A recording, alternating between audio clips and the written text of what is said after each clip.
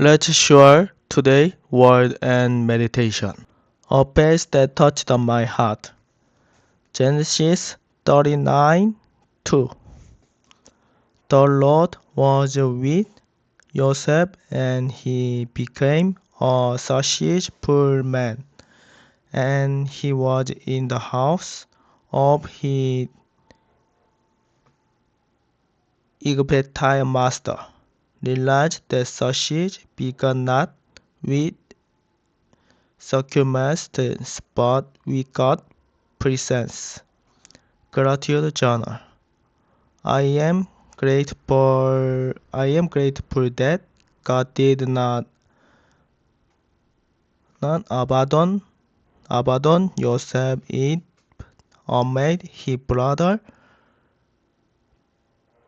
the betrayal, and the unjust accusations he faced. I am grateful that God allowed me to believe that he walks in silence and that he is the one who exalts him when the time comes. Resolution and today prayer. I will remain faithful, believing that this is the time God is preparing me.